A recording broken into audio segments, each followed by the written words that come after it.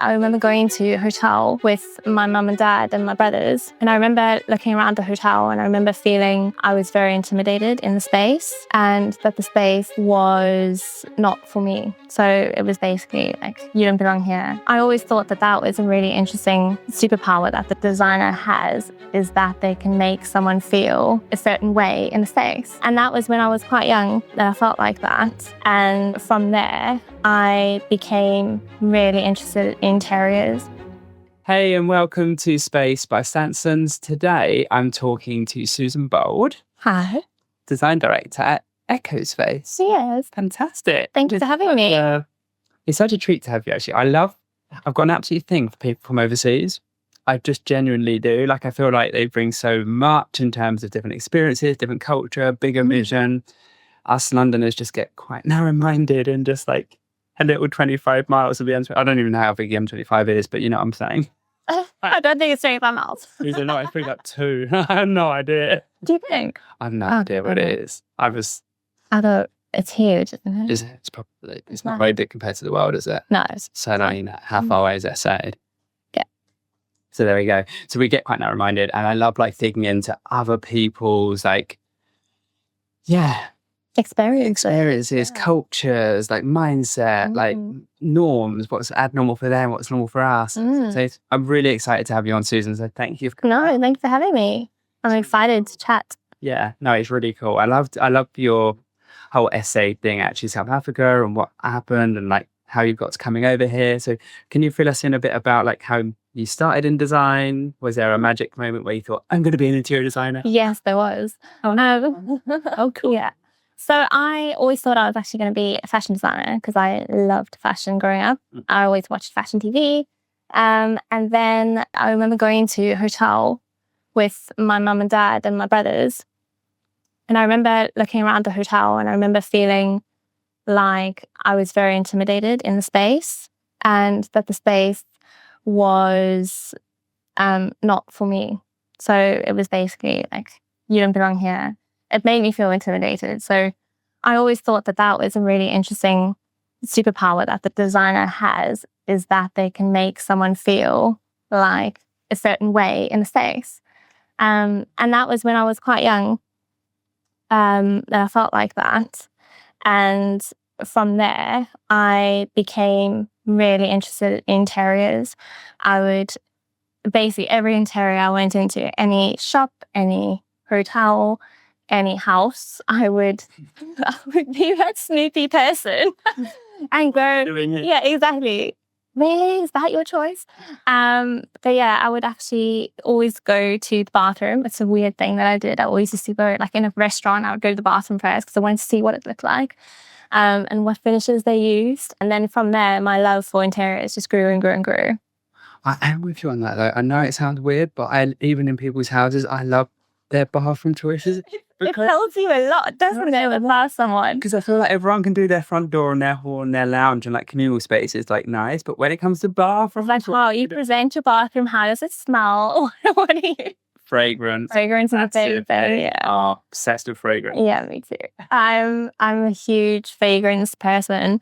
I think I told you before, like my team know that whenever I go into an office building lobby or any kind of restaurant, I always like smell the space, and it actually changes your perception of it because you have this instant like, oh, that smells really lovely, and all of a sudden you either feel like really relaxed or you're really high energized just by the fragrance and the senses that you have around you. I'm actually with you on that. I'm like quite obsessed with essential oils and different fragrances like chamomile, lavender, like calm you down, like lemon and citrus fruits that pick you up. Yeah, exactly. Get you going, energized. Yeah. I think it's a bit of like a hidden thing that we need to do in offices. Oh, 100%. So a lot of offices are doing it now. We've had clients who have asked us to help them with scents for their spaces. And it's really something that's quite fun to be able to do, is that you could also do it with the changing seasons. So you have different scents for different seasons that give your team a different response to their interior because it feels different, you know, it gives you a different kind of energy or feeling. You have actually done that. Yeah, so we've done something like that before for a client. Yeah, and I think it's becoming quite common now because you want your brand to not just be what you see. It's what all the auxiliary senses that you want to be able to entice as well. Yeah. Oh, that's cool. Anyway, so you're in this hotel and you were intimidated. Yeah. So I was in this hotel and then I was really intimidated because, and I think it was just the finishes that they used. The designer was very clever with the finishes because it was obviously aimed for adults. It was not really aimed for children. The kinds of finishes that they used were very high end, lots of gold gilding, big chandeliers. It makes you feel very out of place if you're a young child and you wearing your trainers and your jeans. Is intimidating a good feeling to have? I think in some places, yes. I think certain brands only want certain people coming in with a certain, money or whatever it is. Yeah. And that's an extension of your brand. It's, like when you go into boutiques in Mayfair, they have very little stock in their shops. Yeah. And there's a reason for that. It's psychological advertising. So you only have a few products, but your space is quite generous. So you're showcasing one product in a very large interior that's immediately making you think this is an exclusive product. So it's that psychological aspect that they think about as well. So you feel quite intimidated because if you go into that shop, there's only 3 items that you can look at. And then you have to try and make conversation with the salesperson and be like, I actually can't afford this. Okay, bye. And everyone's looking at your price tag. Or there is no price tag because it's that exclusive and then they just assume you have the money. But yeah, it's interesting how space, exactly. Less can actually mean more in terms of make you feel that way because it's just clever design, using lighting, using fragrance, using materials to make one feel sometimes intimidated, sometimes welcome. Yeah. And colder materials and harsher colours and colder colours and angles and all that kind of thing as well, like how you manipulated the space. Are there lots of curves? And it's obviously softer, it's more inviting.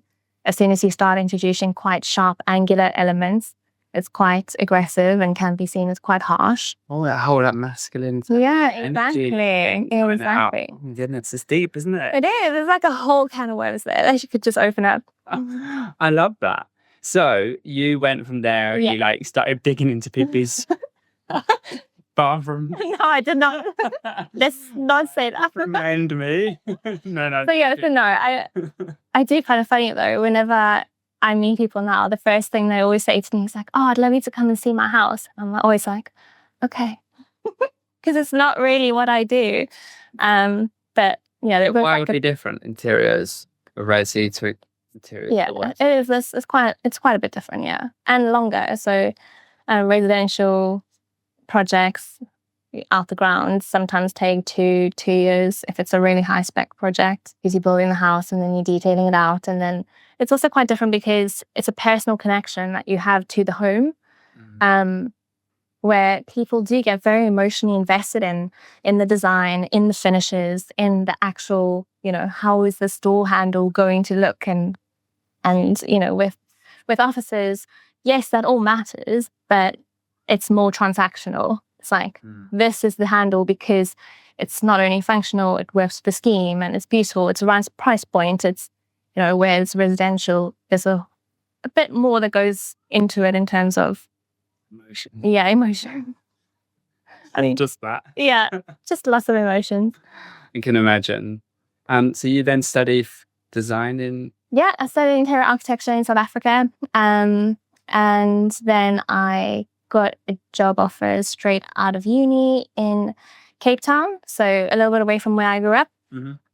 And I worked in hospitality company, so they specialize in hospitality design, and I worked there for a while. And then I moved to a company that did residential and commercial and retail, so it was a multidiscipline company, which was quite nice because then you exposed to completely different ways of delivering interior projects as well. That's quite nice because you get that whole different psychology across the space. Yeah, exactly. And different psychology, branding, and just different clients really. Yeah. I mean, I've dealt with every type of client you can think of.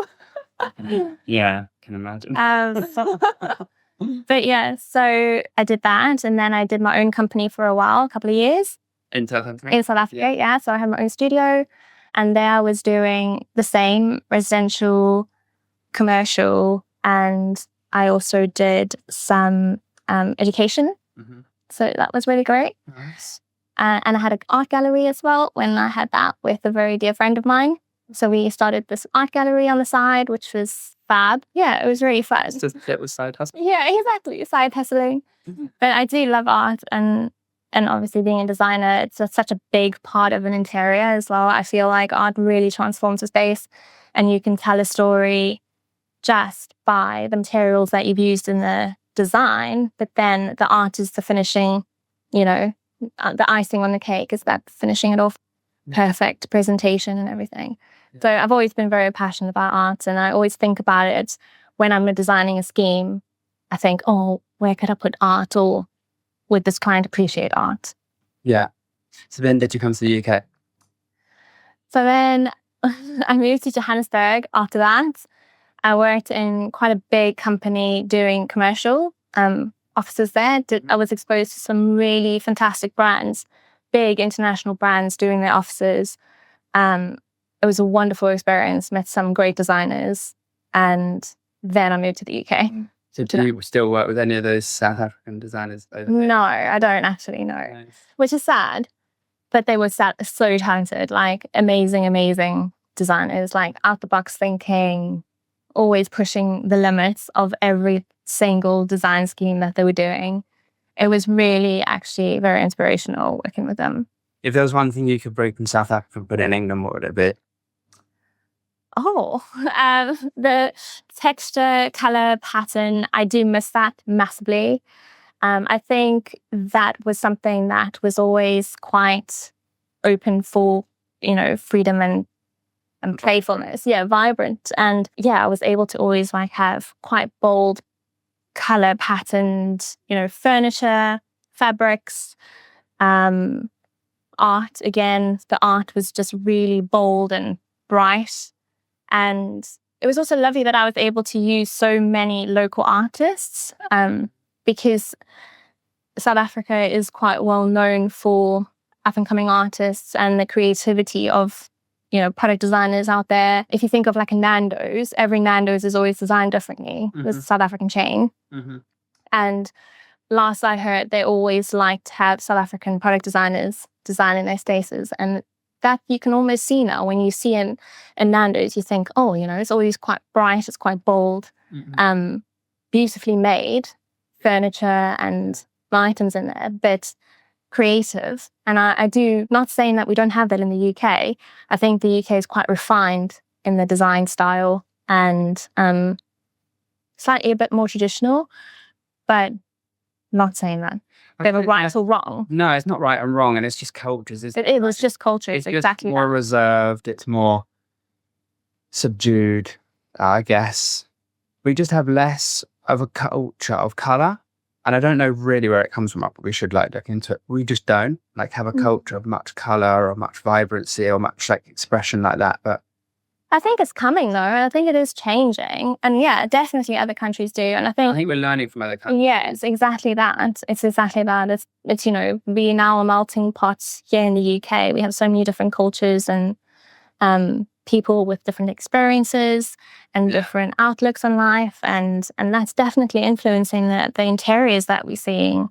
And it's actually fantastic. It's a great time to watch how the design landscape is changing. And it's not so much about trends anymore, is it? It's more just good design and good design principles. And I love that. Yeah. Because I'm not someone who obsesses about a trend. It's just not me.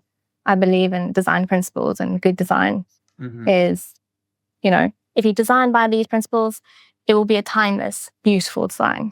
Yeah. Do you use the psychology of colour in your spaces? Yeah, often, yeah. Or do you find that brand want their brand colour? Yeah, sometimes. The psychology behind it.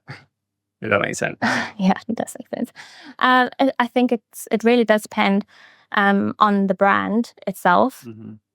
Often we design with marketing teams, and they do drive a lot of color choice and pattern that we use within the space, whether that's, whatever it is, whether it's, routing on acoustic panels, or whether it's the carpet tiles, or whether it's like, actual patterns that we cut into the ceilings or into the flooring design. Yes, that is sometimes driven by the marketing team, but I think holistically overall, you have a vision as a designer, and that's what makes the space successful. And then if you can work with the marketing team to inject their brand in, then you've done a good job, because it's holistically, the design is still your design. They're just working with you to refine it where it's going to make their brand best. Yeah, I think we're seeing, like, in a really positive way, like, instead of people literally using their brand color, they use a tonal palette from their brand guidelines, or it's just like in certain areas of the space that they would want their brand colors implemented. Or it's also about brand philosophy as well. I also think it shouldn't be just about, I don't know, I don't want to say the brand, but we a certain brand, and we Coca-Cola. Okay, so yes, now everything's going to be red because it's Coca-Cola, and I don't think it's going to be like it shouldn't be seen like that, unless you like Lego and you want this amazing playful interior. Yeah, but most brands, I would think, are more about their philosophy and making sure that their brand guidelines and their brand principles are used while designing out the space. And then where needed in front of house or in your key client areas, you would have, the bold brand. The red, yeah. Yeah, I would definitely say that. More of an interpretation of their brand values rather than their brand colors. Exactly. So like open happiness would be their brand value vision, whatever it is. Yeah. So then they might use soft pinks or warm exactly. because that resembles happiness. And it's also tonal from their brand guidelines probably, but yeah. Yeah, it's good, that move. Yeah, I think so. I don't like seeing people's like corporate colour. It's just like, we need to find a curtain in this blue. Really? In this specific blue. Yeah, it's quite Pantone, yeah. We get the dial on out. Yeah. So when you came to the UK, like obviously you wished you could have brought the colours and the textures, because that would be fun, and I wish you could have done too, because I would love to see that. What's one of the most unexpected challenges that hit you when you landed here? So one of the big things I realised when I moved here was, in South Africa, I had the budgets that I worked with were very different to here, right? So it was something that I had to get used to. In the UK, things are just way more expensive. So your project budgets are so much bigger. And I had to really think about how, and learn very quickly how expensive things were. Because labour is quite affordable in South Africa, you are able to be quite creative, and you'll be able to really push the boundaries of some things that, like joinery, for instance. Your joinery packages could be, a couple of 100,000 rand. But in the UK, your joinery package is packaged as soon as it's like £100,000. That's a lot of money in comparison. Do you know what I mean? And I think labour, because labour is so affordable there, you were able to just be a bit more creative with the space because of that. I see, I hadn't even thought of that. But of course, like, no. Yeah, it's just something that I had to kind of get used to very quickly. Something that's like highly labour intensive, like joinery. Suddenly you have to almost like go for more product-led solutions. Exactly that. So we would always just, throw it in the joinery package, or if it's something quite intricate on site, throw more labour at it. So that was just honestly how it went, and it didn't cost the earth. Whereas as soon as you throwing more labour on it in the UK, it adds up very quickly. Very quickly. Also, now in the UK, you have worked for some really big brands. I'm proud to say it like that. Yeah. And you are now at Echospace, which I'd say my interpretation of Echospace so you can tell me if I'm right or wrong, it's quite boutique. It is boutique. That's how we would describe ourselves. Yeah. Oh, cool. But You were right. I get this kind of quite sort of like personalized and quite like hand holding, quite like family. It's probably not the right word to say family, but you get what I mean when I say that. I think I've told you this before. I always say we don't ever call ourselves a family because you can't choose your family, but you can choose your team, and that's a big thing. But team sounds boring. I know, team sounds boring. But we do have a different word for ourselves. We call ourselves the Islanders because we've called ourselves from the very beginning Echo Island. So we see Echospace as Echo Island. And then we come to the mainland to, get the work and everything. But then we always go back to the island where we are as our little team. And we just work together to make sure that the team is successful and the business is successful. And was that inspired off Love Island? No. I've never watched a Love Island episode. Sorry. Is it not? No. I never came up with the Echo Island, but I know, I thought it was. I don't think. I mean, no one told me it was. I just guessed it was. No, I wasn't doing it. Did not? No. Oh. No, sorry. I feel like I've just let you down.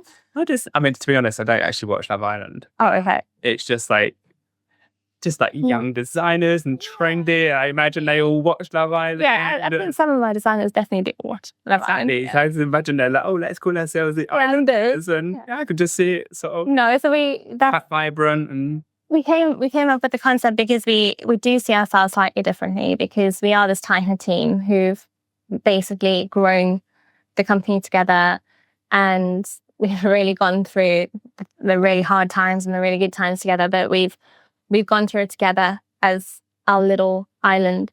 So not team, don't worry. But it is. I like the tight-knit team that you said. Yeah. Tight team. That sounded cool. Yeah, it is cool. I mean, yeah. So explain the island to me. Talk to me about the owl. I like it. I love this. I love like designs, like brand psychologies and things like that. Yeah, so we have the sales team who go out. It's like every company though, isn't it? We have a sales team, the delivery team, your pre-con, your design. But so you have your sales team who go out and they find the leads and they go and find the fish. And then you have the designers who are busy making the space a livable space, building the hut, or not building it, designing up the huts for you to live in. And then you have the delivery team who are going to organize the build of the huts and potentially build the huts themselves. And that creates our little ecosystem, Echospace ecosystem, on the island. Yeah. And then we all come together, and if one person isn't working well on the island, either we go and we try and help them to do their job better, or just do it for them while they recover, or whatever it is. But yeah. Or just send them back to the mainland. That's harsh. What's it called when you ship someone off? You're exiled. That's the word I was looking for. The exiled or the exiled. It's like Survivor. We wrote you off. Yeah, exactly. Yeah. Terrible. So if you work for a boutique brand, a big brand, what is the worst thing about working for a big brand? Oh gosh. I think there is the risk that you become a number in a big brand. So you just become part of the production line. And that is something that I think does happen. I have friends in big companies as well. And sometimes they say they do feel like they're just a number. Mm-hmm. They're just another cog in, the wheel, whatever you call it. Mm-hmm. But yeah. And so what? But I do think like big brands also have their own, if they're successful companies, so they're doing something right as well. It's not like they're not. Oh no, no, they're definitely something right. It's just, I guess, from your experience at being both, it's kind of quite.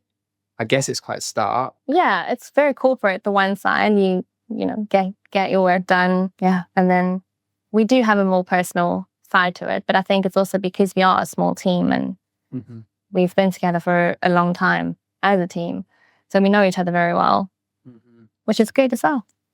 It is good, and it's not to down big players or anything, because it's just literally it's not a right and a wrong. No, exactly that.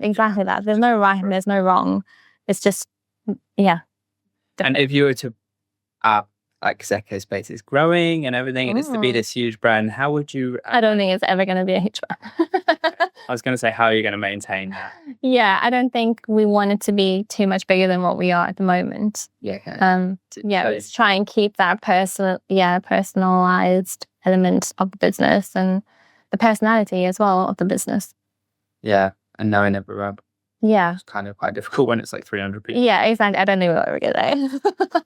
Okay, all right, that's cool. Yeah. That's nice to know. Yeah. And what's the, obviously, like you're working with, you're a lot more personal, you've got like your relationships, that sort of thing. But what do you say is different in a boutique brand from like actually designing and delivering a job? Like, how would you say that different? I think there's more hands-on from day one to completion. I think for myself, I am on site every week. My technical design is on site nearly every day. And obviously we have our project team delivering and everything. But I think there's just a bit more client hand-holding. And that's something that I enjoy because I get to know my clients really well. And you're forming like a lasting relationship, which is really important. Did you used to do teaching? Yes. So I used to teach design and I used to teach technical design as well. This is in South Africa? Yeah, in South Africa. Yeah. Sure.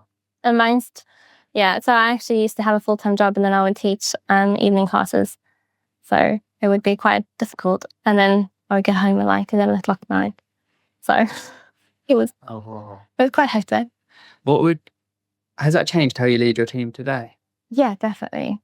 I would say so, yeah. How's I think patience is a big thing and encouraging them to ask questions and not just assuming they know the answers and assuming that they know, because often people don't know and they just keep quiet and then the silence is almost like, okay, well, you know, so carry on. And then I think it can make designers feel a bit awkward as well because they're like, okay, well, I'm supposed to know this and I actually don't know. And now if I go and ask someone, they're going to think I don't know what I'm doing or I don't know my job. But that's not true. Like I always told the designers, you know, ask questions. And I always told my students, ask me questions because sometimes I may not even know the answer and then I'll have to go look it up. But don't be afraid to ask questions. And I learned, I would say, a large portion of what I know from being on site and asking questions and learning from the tradies on site. And yeah, I would highly recommend people do that if they are new designers starting out. And do you find that people go quiet and that's just like a red flag? Like they don't know the answer? Does that scare you? No, it doesn't scare me. I just would ask them because, you know, I'm South African. I'm pretty blunt. Yeah.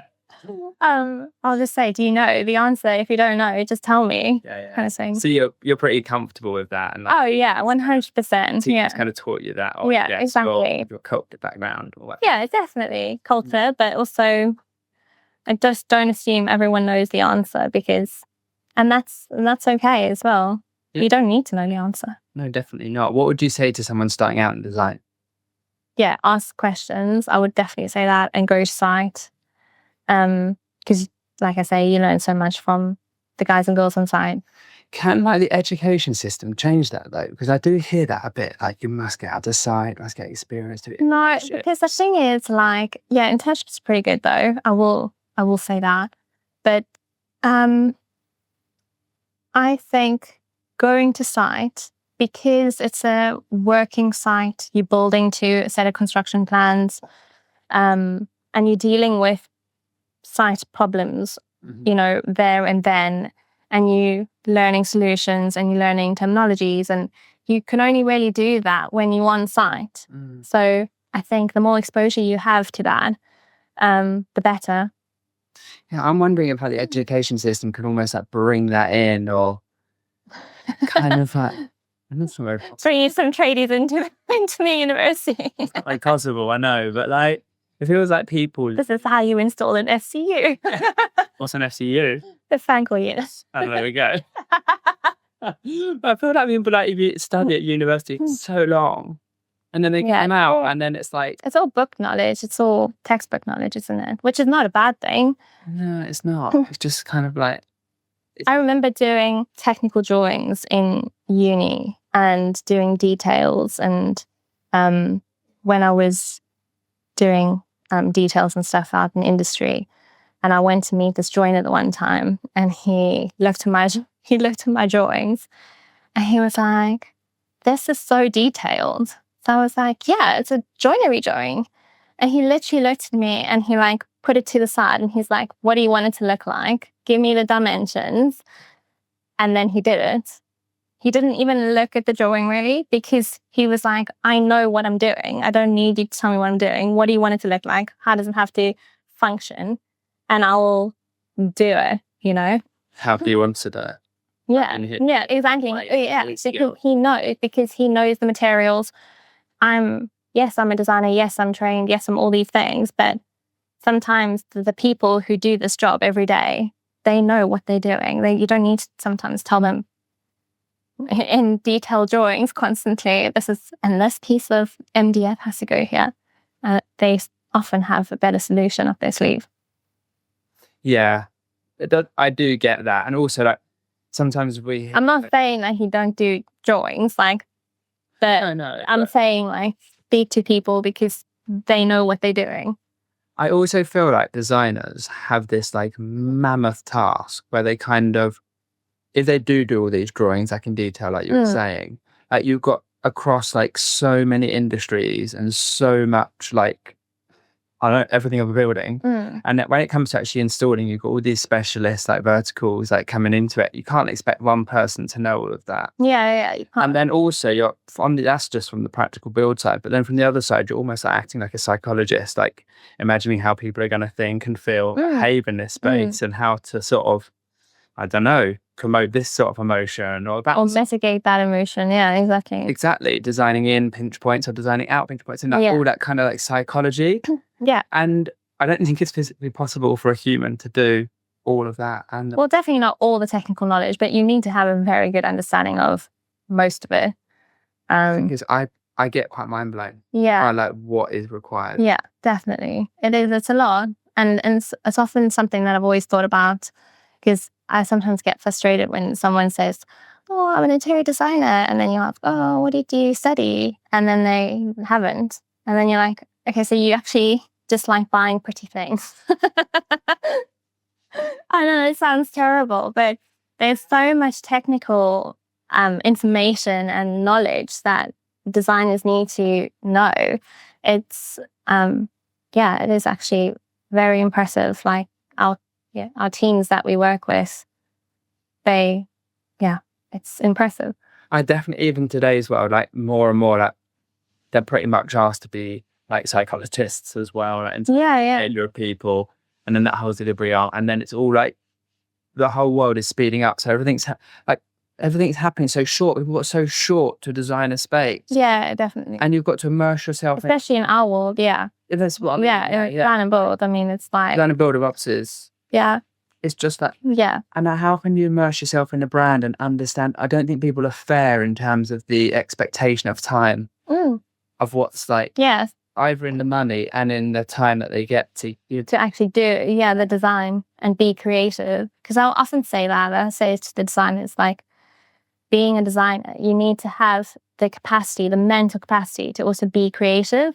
And you can't just expect someone to churn out creativity, because it's not part of the creative process. Like, especially if you're stressed out, you're not going to be super creative. You need to be able to, have some time, actually think about the design, think about what the best solutions are, what the end goal is, what do you want it to feel like, what do you want it to look like, and and you need time for that. And that doesn't just like happen, pick up a hand. Yeah, it's not like an Excel sheet. No, exactly. And then even understanding like what the brand is about and what's important to them, because they might not even know. Yeah, that's also true. Like I've worked with startups before, and they don't even know what the brand guidelines are yet, or like what they stand for, what the core values are, because they're still working it out.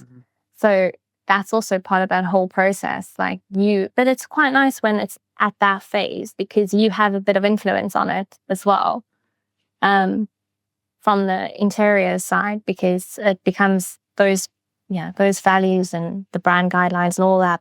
The interior just becomes an extension of that, doesn't it? Yeah, just completely off the wall, you made me think, what is a brand you would absolutely dream to work with? I would love to do a fashion house, like Oh, cool. yeah, like a really like Stella McCartney, or just that kind of design house kind of vibe. Would it be intimidating? No, I don't think it would be. I just think it would be interesting to do that. I think it would be fun. And would you design an intimidating space? No. I think quite soft and feminine, isn't it? But yeah, like yeah, but that office could be. Yeah, exactly. It could be anything. But there's a few brands that I've actually been very lucky to work with, some really fantastic brands out there already. But yeah, I mean, that's cool. I love it. I love it. Of any sort of people with the brands I would like to work with, I think you always get a bit of an insight into the person. Yeah. Like you clearly have got that fashion. Yeah. Still hanging on. Still would love to. Yeah, I would love to do a fashion house, I think. And it's probably, yeah, I mean, it would just be interesting to also know how they work, and understand like how that whole industry works, because it's a creative industry, but it's also quite time driven as well. And yeah, there is similarities. Yeah. And before we finish off, Susan, I really appreciate your time. But what's one book or podcast you would recommend? Oh, I listen to Diary of a CEO. I find I find the guests fascinating, and I like that Stephen Bartlett asks the questions that I would ask normally. Yeah. Or in my head, I'm like, oh, but what about this? And then he normally asks that question. So I like that it's quite relatable. And I think some of these guests are very insightful. So yeah. So you have a favorite guest? Yeah, I do actually. It was this lady, her name is Erica, and she's like what is she? She's like a child psychologist. But yeah, she was so interesting that she also made me feel like I'm a pretty bad mom. But she was really interesting and very insightful. Yeah. Yeah, okay. But amazing. Yeah. I haven't really watched him, to be honest. I should do it. Yeah. He's like the podcast of all podcasts, isn't it? Good stuff on there. Yeah. Like nutrition wise, money, children, everything is on there. It's really good. Oh, fantastic. Well, thank you so much. Really appreciate that whole like backstory and understanding. Good. It's really cool. And yeah, thank you everyone for tuning in and listening. And if you can do the whole like follow, review, algorithm thing. Algorithms are weird. I don't know what that is. No, really techie. Yeah, but thank you everybody, and thank you again, Susan. Thank you.